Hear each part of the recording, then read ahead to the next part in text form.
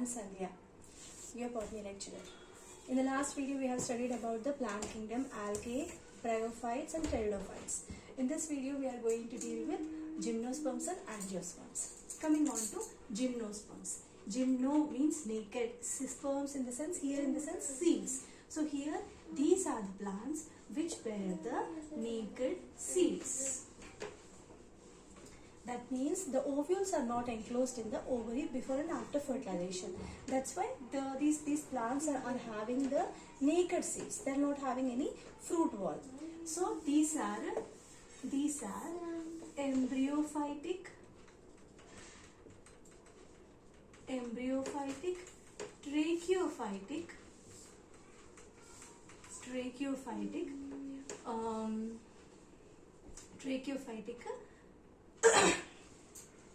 embryophytic, tracheophytic, archegonioid. These are phanerogams, flowering plants. Phanerogams. Okay, phanerogams is flowering plants. Okay, these plants are embryophytic, tracheophytic, archegonioid and phanerogams. They are flowering plants. Then the seeds are not enclosed in the fruit wall. Then these gymnosperms have different types of trees. From tall trees to short trees, and and shrubs are also present. And in this gymnosperms, the giant redwood tree is the longest tree anamata. Redwood tree or sequoia. It's called as sequoia. Sequoia is one of the tallest tree species which belongs to gymnosperms. And also another plant is also there, which is called as ginkgo. Another plant is there. Ginkgo. It is a living fossil. Okay, it is getting extinct, but it is living fossil.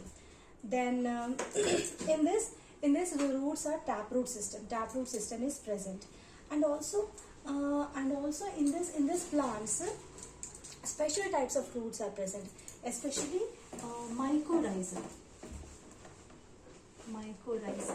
where the roots are associated with the fungal members.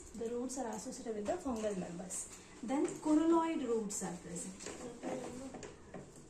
Here in Pinus they are present. Okay, coralloid roots means the roots are these are the specialized roots where they are associated with the cyanobacteria.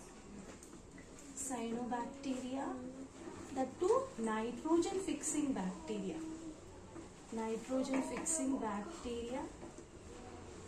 Nostoc, Anabina. These are present in association with the roots. Such type of roots are called as coralloid roots. These are present in cycas. Coming on to the roots are taproot system. Okay, and special roots are mycorrhiza. That is, they are associated with fungus. And coralloid roots and cycas are present. Then coming on to stems. The stems are unbranched in case of cycas and branched in Pinus. The stems are unbranched in cycas and branched in Pinus. Then leaves. Coming on to the leaves. The leaves are simple or compound. Sometimes in some species, pinnately compound leaves are present. And the leaves of some plants are some plants that are highly reduced to withstand the extreme conditions, extreme temperatures, wind, humidity. To withstand the extreme temperatures, wind and humidity, these leaves are modified into needle-like structures. And especially in conifers, thick cuticle is present. Thick cuticle, the outermost layer above the epidermis, thick cuticle is present. Then sunken stomata are present. Sunken stomata means the stomata are are present inside the sunken stomata. Why these are present? To reduce the water loss. To reduce the water loss. These are the adaptations which are present in conifers to withstand the extreme temperatures, humidity, and wind. Sometimes they are transformed. The leaves are transformed into needle-like also. Needle-like. This is about the morphological features. Coming on to anatomical features. In anatomical features, the gymnosperms at the stem is going to show the eustele. Eustele means vascular bundles are present, and between that the parenchyma is present. In detail, we are going to study in anatomy chapter. So anatomically, it is having eustele, and the vascular bundles are conjoined, collateral, and open. Conjoined, collateral in the sense they're present one above the other, and open means cambium is present. Cambium is present in the sense the secondary growth is present in gymnosperms. The cells are going to undergo repeated division and going to produce a cambium. Because of the presence of the cambium, vascular bundles are called as open. So in this gymnosperm, secondary growth is present both in roots and stem. Then in vascular tissues, vessels are absent in xylem, and companion cells are absent in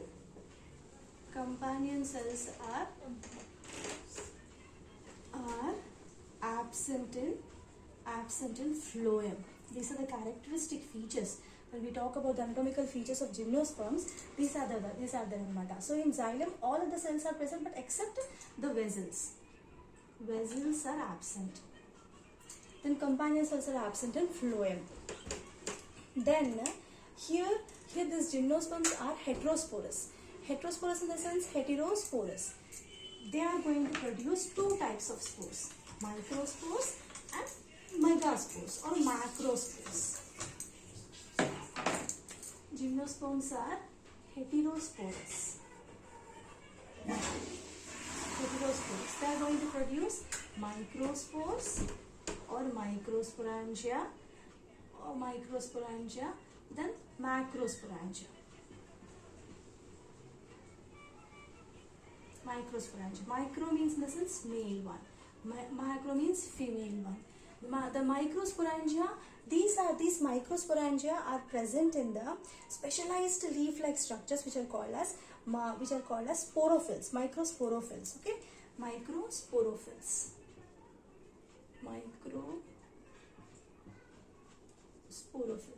These are present. These macrosporangia or megasporangia also same thing. Macrosporophylls, or you can call them as megasporophylls. So the microsporangia are present in the microsporophylls.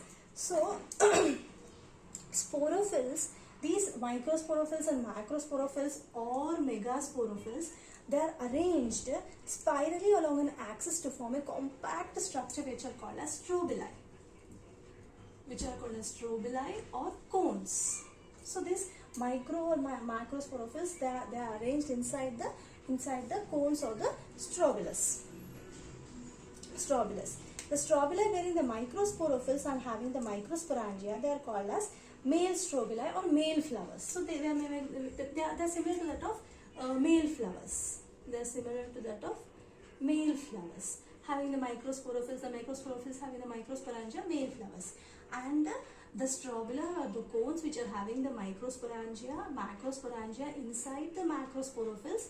They are called as female strobili, or they are similar to that of female flowers.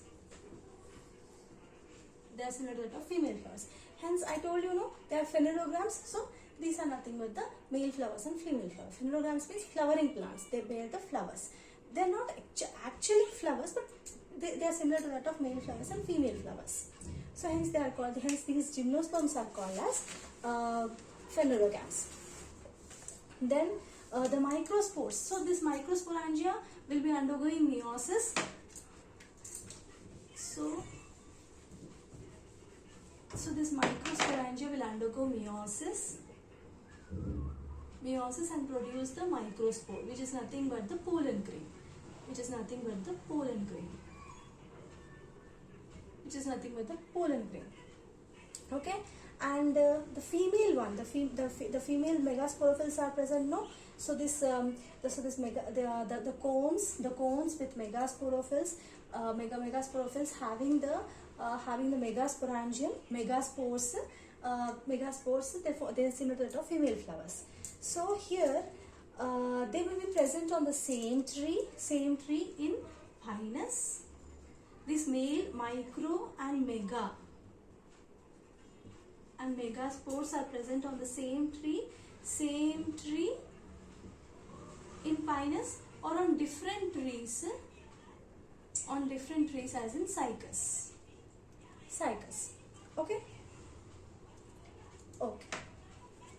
So the microspore is nothing but the pollen grain. And here in female megasporangia will be having the nucellus. So one of the cell of the nucellus will be getting transformed into megaspore mother cell. One of the cell will transform into megaspore mother cell. Megaspore mother cell. Megaspore mother cell. Then this megaspore mother cell, it will be dividing meiotically, or you can say meiosis takes place and 4 megaspores are formed. 4 megaspores are formed, from which one of them will be transforming into the egg anamata. The female sex organ is transforming into female sex organ. The other multicellular nucleus part is there, na? That will be transforming into endosperm. That is nothing but the nutritive tissue, which will be providing nourishment to the developing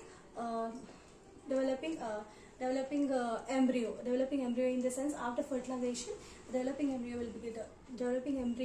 will be getting the nourishment from the endosperm. So other multicellular tissue of the nucellus will be transforming into endosperm. So here this is about the microspores and megaspores. Okay, so in the microsporangia, the nucleus will be present, and that one of the megaspore mother cell will be undergoing meiosis, and 4 megaspores will be forming, and it will form into female sex organ. Okay, that are enclosed in the ovule. Then here this particular ovule is not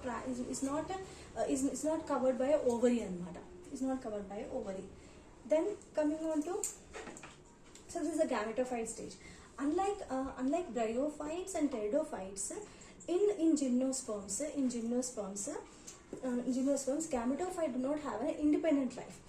In bryophytes and pteridophytes, gametophyte is free living, and it is independent.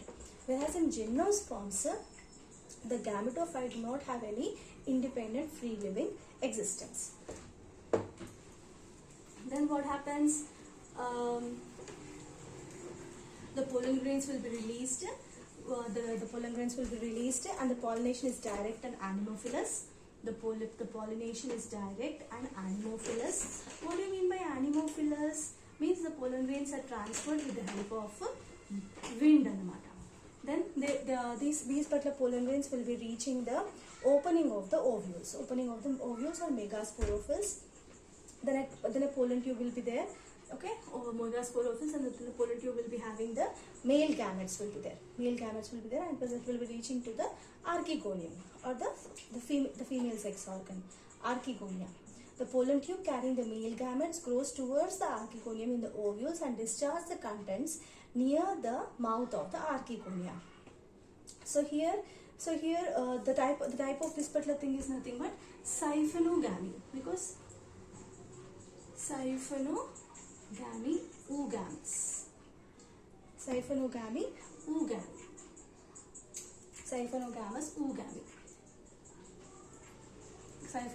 oogames.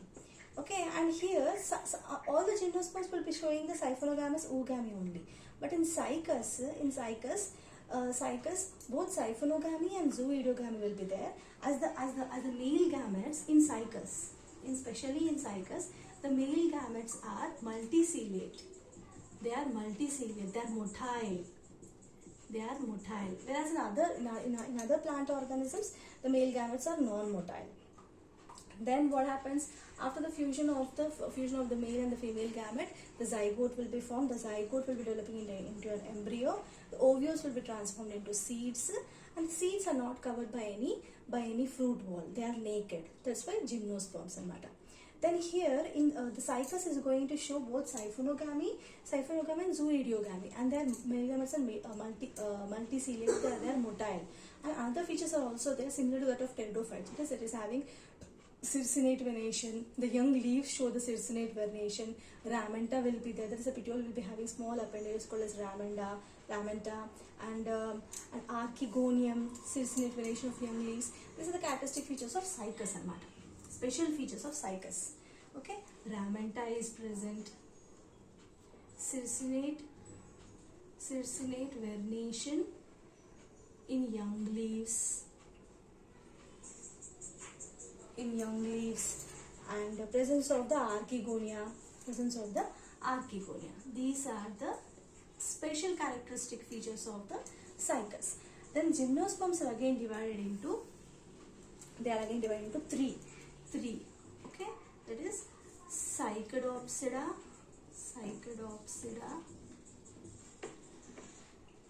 Coniferopsida and Nitopsida.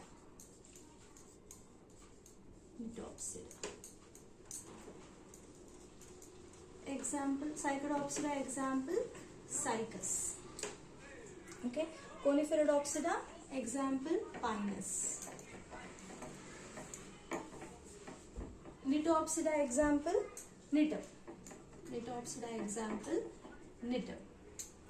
So this is about the gymnosperms. Coming on to angiosperms now.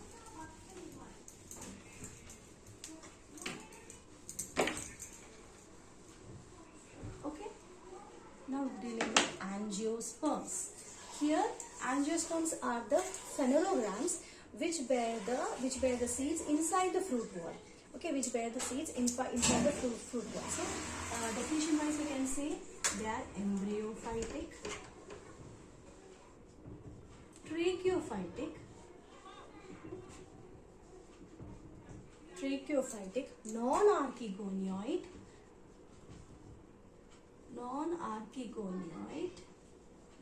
phenerograms.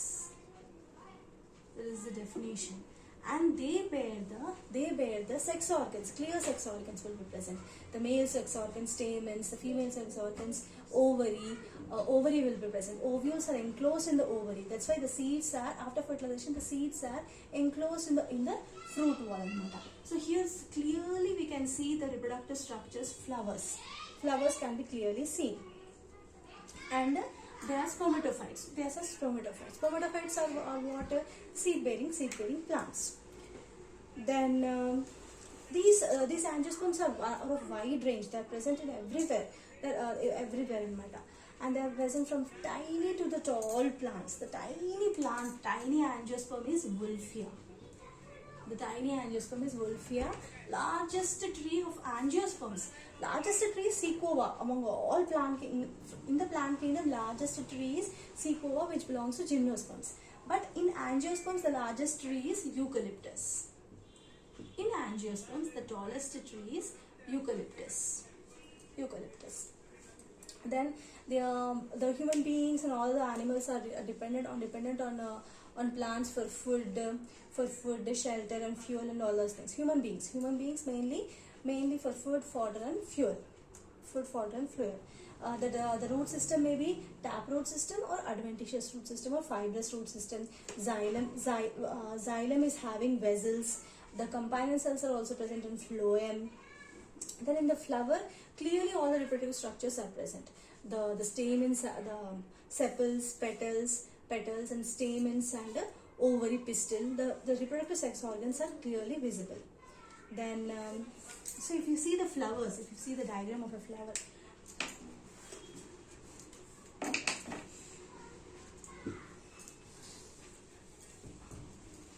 This we will discuss in detail in flower chapter, but here just a little bit brush up. This is the thalamus. These are sepals. Then attractive petals, colorful petals. Colorful petals. These sepals are scientifically calyx, or this is called as corolla.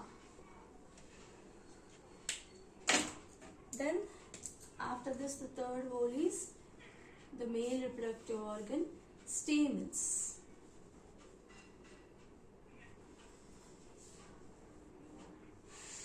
These are stamens, or you can say androecium. Okay. Then the innermost whole is the pistil or gynoecium, like this. This whole thing is pistil or carpel or gynoecium. This is the female reproductive organ, female reproductive part. This is the male reproductive part. Okay, this is ovary, which will be enclosed in the ovules. This is the style. This is the stigma. Don't worry, we'll discuss in detail in the sexual reproduction chapter and also in the morphology chapter. Okay. Then here what happens? The stamens are there. The stamens are divided into filament and anther. Anther is present at the tip of the filament. Then this anther is going to have the microsporangia or the microspores or pollen grains. And this gynoecium ovary will be having the ovules, and this ovules will be bearing the female gametophyte embryo sac. Here, embryo sac is the female gametophyte. It is majorly 7-celled and 8 nucleated. 8 nucleated. Okay, this is female part. Okay. So the pollen grains will be released from the anther at the mainly at the 2-cell stage. Okay, so they will be falling on the stigma. And the pollen grains will be germinating. They develop into the pollen tube. This pollen tube will be carrying 2 male gametes. And they will be reaching the female gametophyte. Like this. Okay.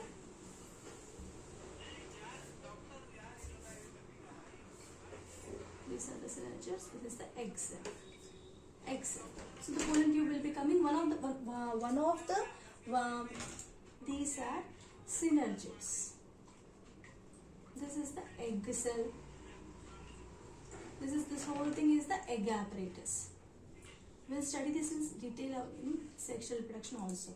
So this whole thing is egg apparatus. This is polar nuclei or secondary nuclei. These are the antipodals. This whole structure is the embryo sac. 7-celled, 8 nucleated. Okay, so the pollen tube carrying the 2 male gametes, one of the gamete will be fusing with the egg cell and forming into zygote. So that process is called as syngamy, fertilization. Okay, then another male gamete will be fusing with the polar nuclei.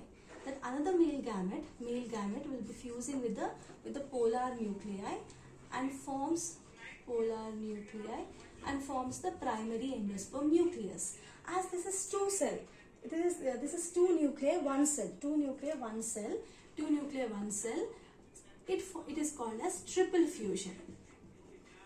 3 nuclei are fusing together now, so triple fusion. So hence two fertilizations are occurring. So in angiosperms, double fertilization is going to occur.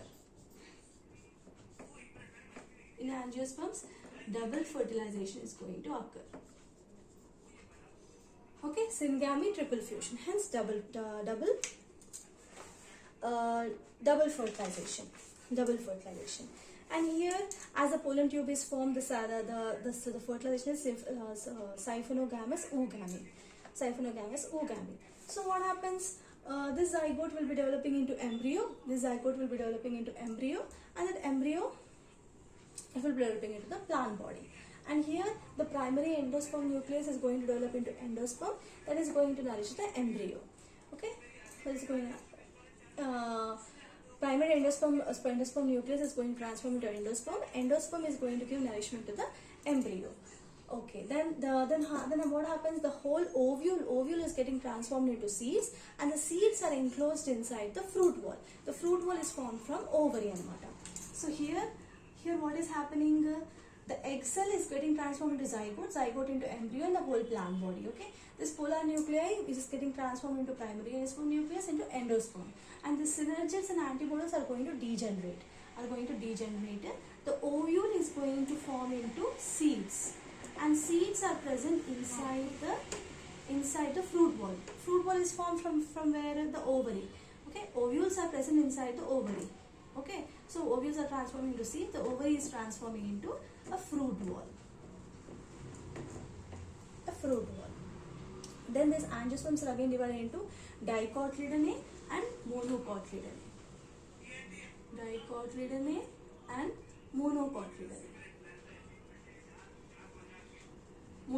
Dicotyledonate, we have discussed, these are the plants which are having the seeds bearing two cotyledons. The embryo is having two cotyledons. Monocotyledon means these are the plants where the seeds are having one cotyledon. Monocotyledon means one cotyledon. The seed is having one cotyledon. This is about the angiosperms. Coming on to plant life cycles and alternation of generations. This is a small topic. Let's discuss. Okay.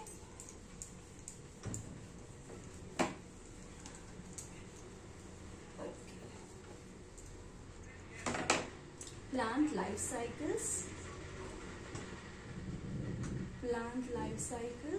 and alternation of generation.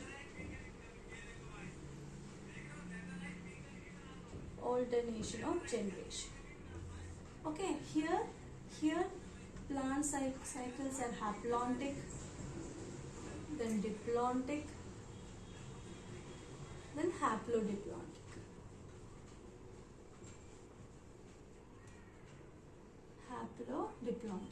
Haplontic means majorly the plant body is haploid. Here majorly the plant body is diploid. Here the plant body is having both haploid structure and diploid structure, but both are present. But majorly the haploid structure is dominant. The haploid gametophyte is dominant, but it is haplodiplontic cycle.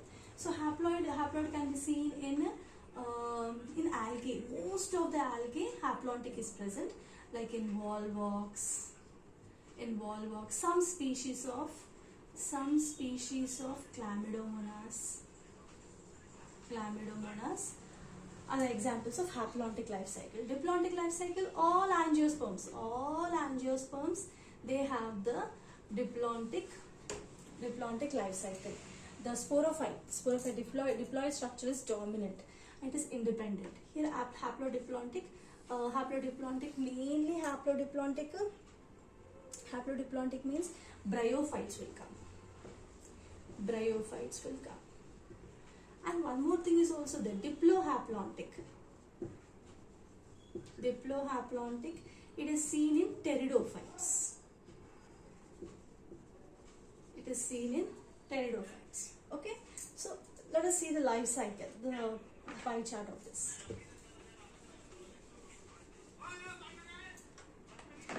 In haplontic cycle, both haploid and diploid are present. Okay, both haploid and diploid are going to divide by mitosis.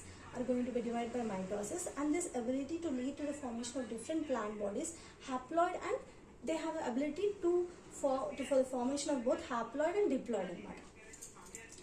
Okay, so here In diploid cells, and haploid cells, mitosis is going to take place. Okay, so here if suppose the gametophyte, okay, gametophyte is haploid. Okay, it is haploid. It is after gametogenesis. The gametes are going to form male and female. Okay, like this otherwise. Male and female both will be combined to form a zygote. Here this is diploid one. Okay, this is diploid. Okay, this is diploid. Then this zygote will be undergoing the meiosis to produce the spores. How many? 4 will be formed. These are again haploid. They will be forming into gametophyte. So only this stage is diploid. The remaining stage is haploid. Okay, the remaining stage is haploid. So here this gametophyte is going to undergo mitosis and produce the 2 gametes. Okay, then the fusion of the 2 gametes takes place, developing into the zygote, which is diploid. In diploid, this zygote also in some plants it will be like that only, and developing into the sporophyte. But in some plants, what happens, like in algae, immediately they divide by meiosis. They divide by meiosis and develop the haploid spores, and those spores are going to develop into gametophyte. This is the general life cycle of the algae and algae. The haploid plant body produces the gametes by mitosis.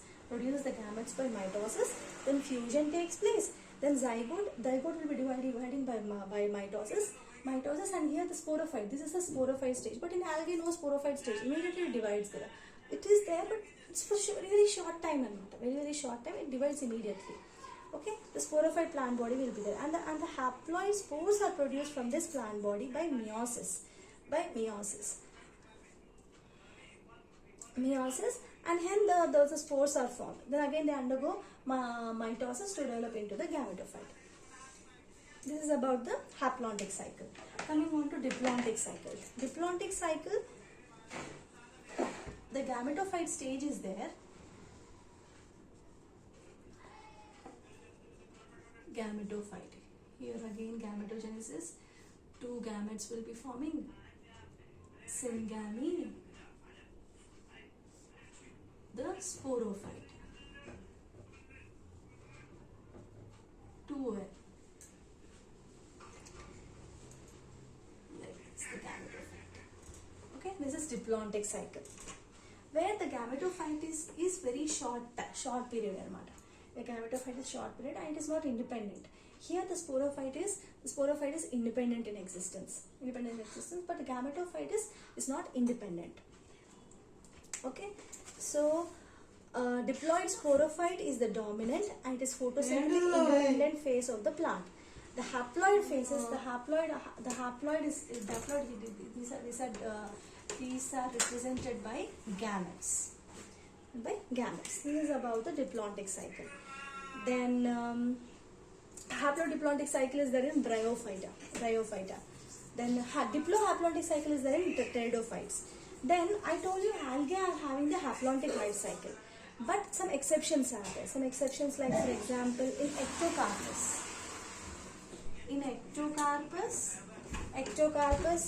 Ectocarpus haplodiplontic stage is there. Life cycle. Haplodiplontic life cycle in Ectocarpus. Then in Fucus, it is diplontic.